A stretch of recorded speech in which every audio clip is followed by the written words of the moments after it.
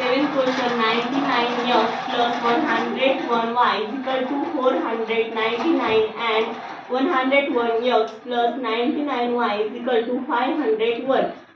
99x here, 99x plus 101y is equal to 499. Equation number 1. आपण याला नाव देऊ. 101x plus 99y is equal to 501. Equation number 2. आपण इथे coefficient same करू शकत नाही कारण त्याचे कोएफिशिएंट जास्त मोठाले आहेत, त्याच्यामुळे आपण एकदा याची ॲडिशन करू आणि सबट्रॅक्ट करू. आता आपण इथे ॲडिशन करू. Add equation 1 and 2. 99x plus 101y is equal to 499. आता इथे इक्वेशन नंबर 2 लिहून घेऊ. 101x plus 99y is equal to 501. Add 9 1 10 carry 1 9 1 10 carry 1 4 4 5 9 1 10 y is equal to its addition 200y plus x 200x 200x plus 200y is equal to 1000. Equation number 3 नाव देऊ. आता हे कमी करू, त्याच्यामुळे आता याची डिव्हिजन केल्यावर हे कमी होते. डिवाइडिंग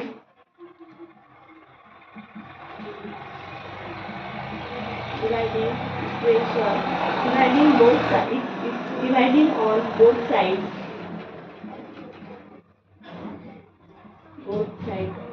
on equation 3 by 200 न डिव्हिजन केल्यावर हे कमी होतं, त्याच्यामुळे 200. एकदा हे इक्वेशन नंबर 3 लिहून घेऊ. 200x plus 200y is equal to 1000. त्याला डिव्हिजन केलं. 2x plus y is equal to 5. Equation number 4. आता आपण याची सबट्रॅक्ट करू.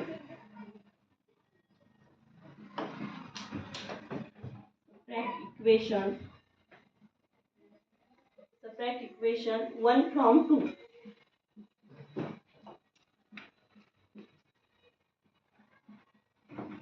म्हणजे आपल्याला 2 मधून 1 वजा करायचा आहे. 101x plus 99y is equal to 501. आणि इक्वेशन नंबर 1 आहे 99x plus 101x y is equal to 499. Subtract. आपण सबट्रॅक्ट करत असल्यावर साइन अपोजिट होतात. तर इथं प्लस आहे, आपण प्लसचं साइन देत नाही, तर इथं प्लस आहे तर मायनस, इथं प्लस आहे त्याच्यामुळे इथं मायनस, इथं प्लस आहे मायनस. 501 मधून 499 गेल्यावर 2 राहतात.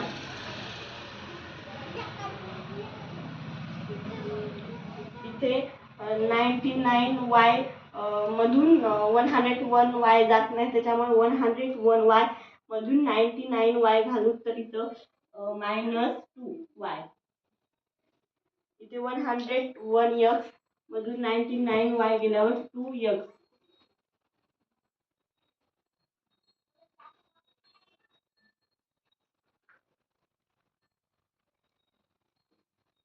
आता आपण याला इक्वेशन नंबर 5 नाव देऊ.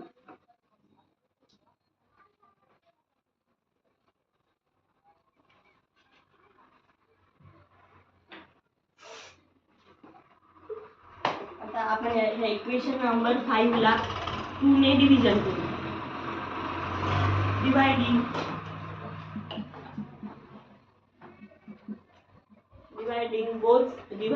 on both sides.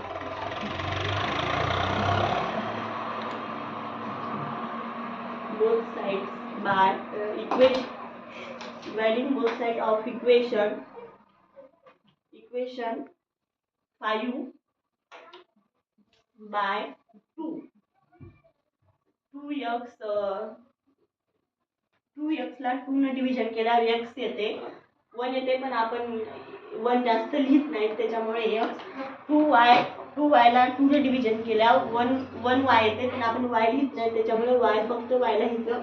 आणि 2 ने 2 ला डिव्हिजन केल्यावर 1 येते, तर इथं व्हेरिएबल नाही त्याच्यामुळे इथे 1 ला 1च लिहायचं. तरी आता हे याला इक्वेशन नंबर 6 नाव द्यायचं. आता आपण इक्वेशन नंबर 4 आणि 6 यांची ऍडिशन करू, कारण इथं हे व्हेरिएबल हे कॅन्सल होतात त्याच्यामुळे. ऍड इक्वेशन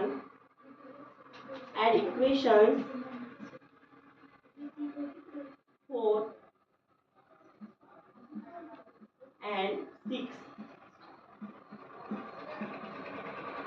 4 इक्वेशन आहे आपलं x plus y is equal to 5 आणि हे 6 नंबरचं आहे x minus y is equal to 1. Addition करताना साइन अपोजिट नसतात, तर 5 1 6 हे कॅन्सल झालं.